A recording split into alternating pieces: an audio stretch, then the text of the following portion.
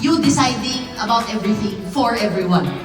Kasi si micromanaging medyo pakialamero tayo eh. Because it stems from not trusting that the team will do what they need to do.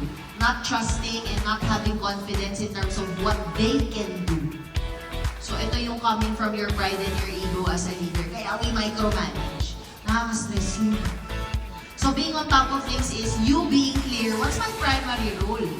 So aside from being an entrepreneur, I'm also a director for distribution training for one of the biggest life insurance companies. So being on top of things for me means clear yung role ko as a director for training, strategy. Ano yung mga business process improvements? Who do I work with? So clear siya.